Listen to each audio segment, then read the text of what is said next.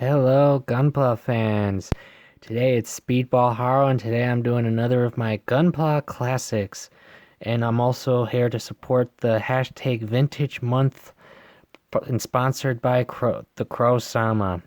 Now, today I had for you guys, instead of doing like I've been doing with these, as in reviewing some of my already built classic kits, I decided to do some of my unbuilt ones and do a few unboxings, and then do the review later. And today, since this kit I have right here qualifies for the vintage month requirements, and is a classic because of its age, I decided today to do let's call it the black sheep of Gunpla and Gundam, the G-saviour high grade. Now, the reason why I called it that, because it's due to the appearance of what this machine was in. And that was no, not American, my bad. A Canadian movie production of G-saviour. It was a movie, all English, all white and mixed casts. So it was an actual non-Japan, created Gundam feature. The only problem is, how do I put this nicely? Well, let's just simply say this. It bombed. And I'm only going to say it simply. It was a colony drop. Let's call that, yeah. It was a colony drop for the movie itself. And that's the saddest part, because, the model itself, I've not built it, but I've seen it, and I've seen the G-saviour's, designs and this guy actually has multiple variants, as in weapon units. So that's actually pretty cool, and I liked it. And I've seen some of the other designs of the other mobile suits. I don't think they were bad. But sadly, like I stated, the movie bombed, colony dropped, and because of that, the only known kit of anything from the G-saviour movie is what you're looking at. And this kit is, as you can see right in that corner, 20 years old. So, yeah, that's an old kit. And there has not been anything related to G-saviour as in kits since this guy.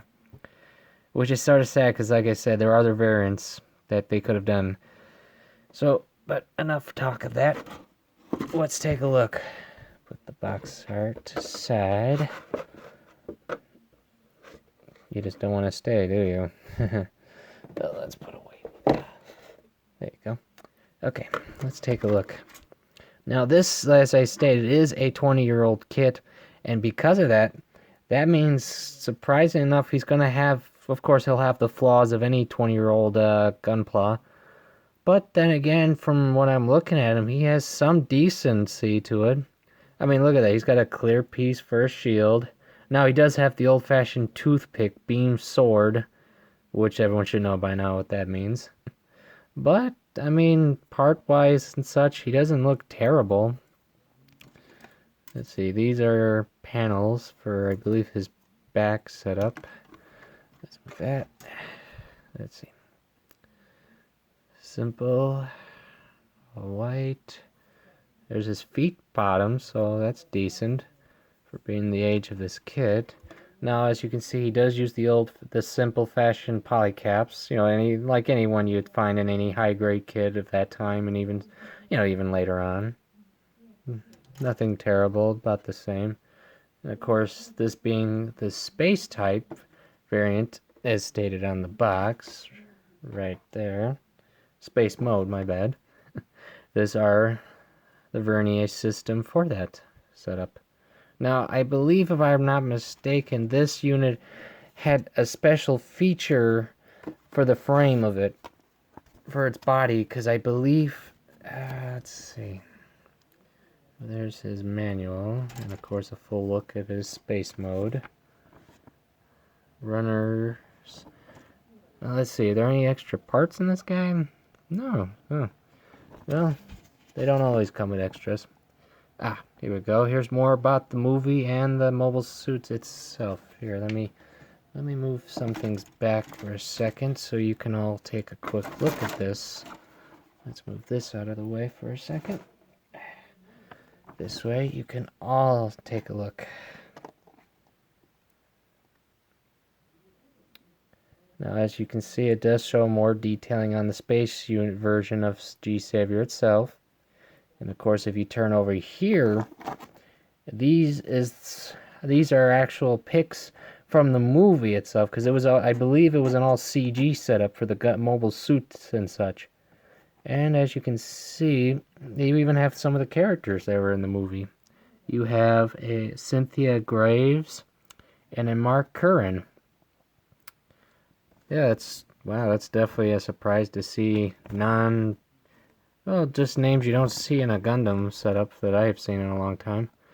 And let's see. Ooh, and let's see, there's other units in here too. You have the MS Rye, I believe. I don't know what that is offhand, because like I said, I've never seen the movie. But like I stated, I've heard enough to know that it's not the best. But ooh, here's something. Here's an actual mobile suit enemy that you would have seen, that you'd see in the series, well, movies. And I do believe the G-saviour was also a video game series. I don't think that many, like maybe one or two for the PlayStation series. I know that. And you got the Boo-Goo. Huh. And if you look at it, it almost looks like a Gelgoog, honestly. Yeah, that's interesting, actually. And as I stated, I believe this unit had a special feature for its body, from what I've always heard of it. And I think it's sort of like the narrative Gundam, I believe. Not as in the, how it looks, but I think sort of like a skeletal frame look. Because as you can look in the pictures here, see? Most of his arms and legs, well, more like thighs, my bad, don't have any armor to it.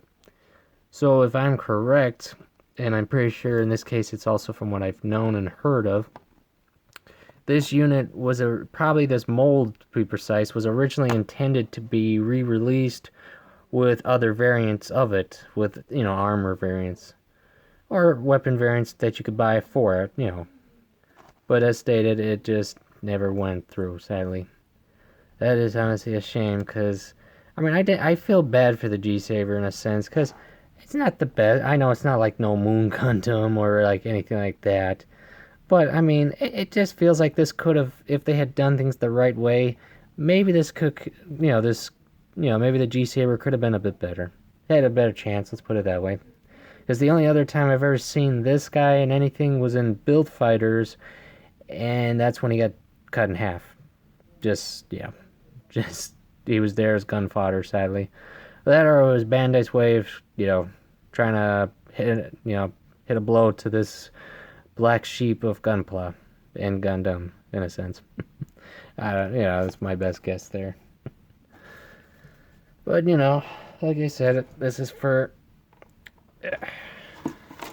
the month of the vintage month for Kurosama, and like I stated, this is going to be another one of my Gunpla Classics, because like I said, it meets the requirements, and I've always been a little interested in building this kit. That's one reason I got this guy. Like I stated, I feel bad for the kit, because it felt like it could have had more potential, even for its age. I'm sure now if it was ever brought back and upgraded, it could do better. Yeah, I'm sure it would definitely do better.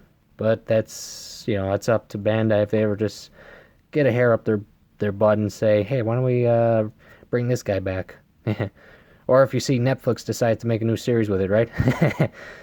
But no. But seriously though, this I felt was a good idea to do for this month, since it is of that age. And I do want to, like I've stated in my other classic vids, I want to try to bring awareness to older kits, some that don't even have other variants, so to speak, in the G-saviour. It's 20 years old. It does not have any other variant releases.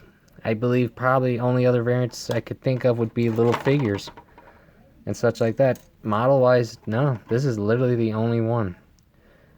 And the other thing I always felt about this kid, this always had like an F90 vibe to me. Here, look, even the box says, the bottom of it actually has art. Huh, it is a surprise. And, oh yeah, there it is, see? If you can see that. G-saviour, PlayStation 2. See? Huh.